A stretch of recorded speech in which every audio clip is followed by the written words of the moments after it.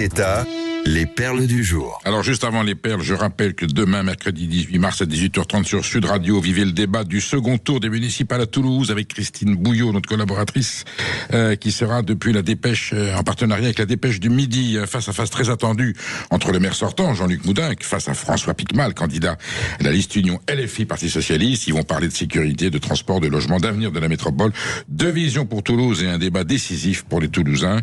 Le débat pour la mairie de Toulouse, c'est mercredi 18 mars à 18h30, exclusivement sur Sud Radio. Soyez à l'écoute.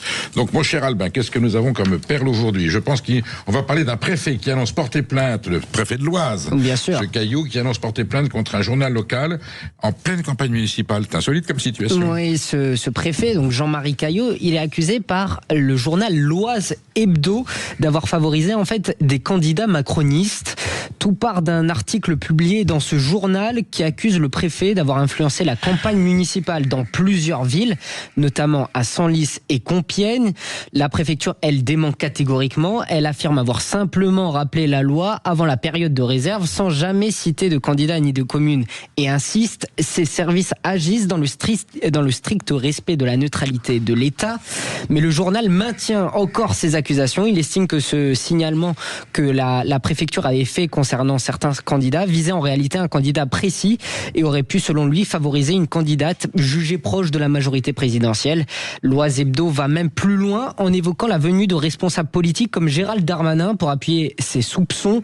Résultat, le préfet annonce déposer plainte, estimant que ces accusations portent atteinte à l'intégrité des services de l'État. Une affaire désormais entre les mains de la justice. Alors qu'il y avait le préfet qui est un représentant de l'État est tenu à une stricte neutralité en général, à plus forte raison en période électorale, puisqu'il ne peut même pas participer à des manifestations locales, qu'elles soient sociales ou culturelles, parce qu'il peut y avoir une confusion avec la campagne électorale. Et là, effectivement, le préfet est accusé d'avoir signalé un comportement, une irrégularité d'un des candidats.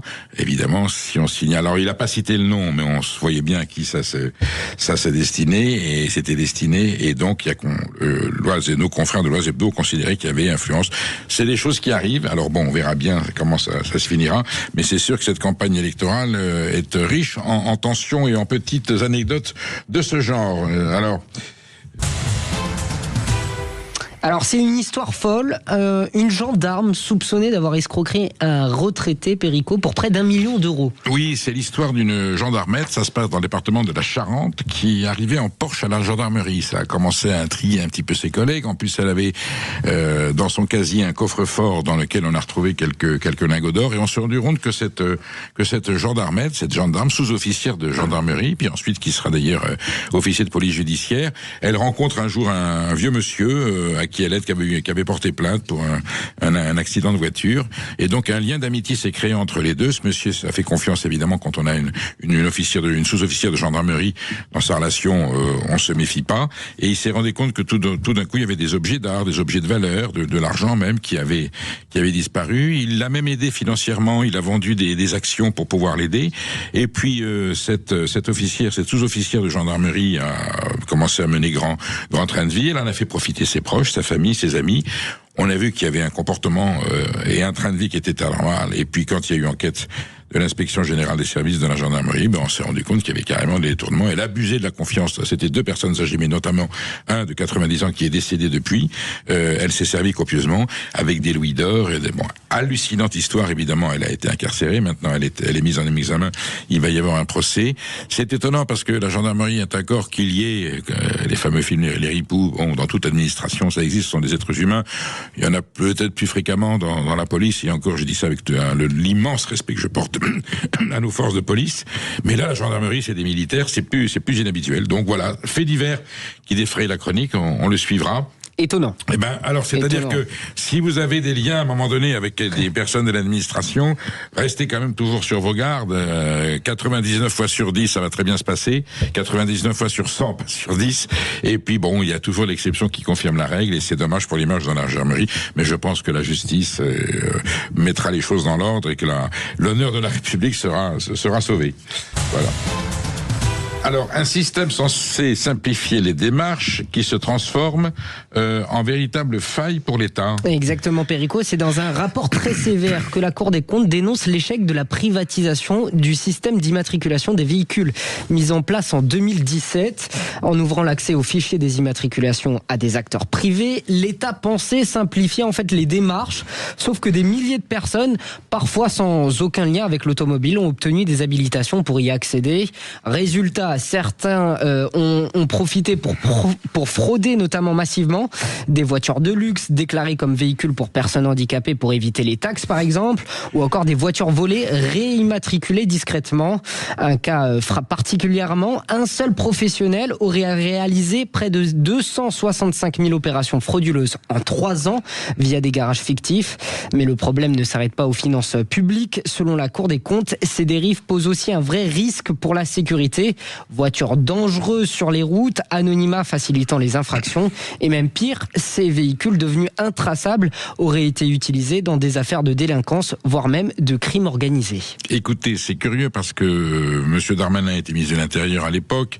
C'est lui qui était à l'initiative de cette privatisation, quand même d'un procédé qui est public. Les cartes grises, le système d'immatriculation des véhicules, c'est important. On sait aujourd'hui d'ailleurs que la fraude et la délinquance s'appuient beaucoup sur l'automobile, donc raison de plus pour être extrêmement vigilant et sévère. Et là, on s'étonne qu'il y ait une délégation sur des sociétés privées avec porte ouverte à toutes les dérives possibles. Et je me souviens, M. Darmanin, il avait aussi privatisé la distribution des professions de foi électorales aux élections municipales de 2020, et à peu près un tiers des électeurs de France n'avaient pas reçu, parce que les sociétés privées, ils jetaient ça on avait retrouvé des sacs dans les forêts, dans les poubelles. Ceux qui étaient censés distribuer par manque de temps et par précipitation avaient jeté les bulletins de vote. Donc la République, les professions de foi, la démocratie en avait pris un coup sur la tête. Faut pas privatiser des missions régaliennes, et si l'État a pas les moyens, il trouve l'argent, mais il confie pas ça à des gens qui sont pas fiables. On continue sur l'automobile, oui. Et l'affaire des airbags Takata. Certains conducteurs voient leur véhicule bloqué malgré le changement en fait de leurs airbags, Perico. Alors quand on est sur l'autoroute, on voit souvent attention airbag Takata, signalez vite à votre garagiste pour modifier le système d'airbag. Alors les airbags Takata, c'est un gaz qui dégénère avec un risque d'explosion. On peut même se prendre les morceaux de sac dans la figure, et donc on amène immédiatement ces véhicules chez le fournisseur, chez le garagiste, et on vous remplace le sac Takata. Takata. Mais le problème, c'est que quand vous amenez ensuite votre véhicule au contrôle technique, le contrôle technique lit dans l'appareil de la voiture que c'est toujours un sac Takata. Et donc il ne valide pas le contrôle technique. Donc on attend, et là ce sont des gens qui ont leur véhicule immobilisé pendant des semaines, le temps que la procédure soit régularisée. C'est absolument aberrant. Voilà, donc Takata, double peine. Non seulement vous avez le risque d'une explosion, vous êtes obligé de remplacer le ballon là de sécurité, l'airbag de sécurité, et en plus pour que le contrôle technique vous le valide, vous êtes obligé d'immobiliser votre voiture. Merci pour l'efficacité du système. Maud, Albin, l'habitude. Alors les salles de sport n'ont jamais été aussi jeunes. Exactement. En France, la musculation séduit de plus en plus d'adolescents. Près d'un jeune sur 5 pratique aujourd'hui le fitness ou la muscu. Quand on dit les jeunes, ce sont en fait les 15-24 ans.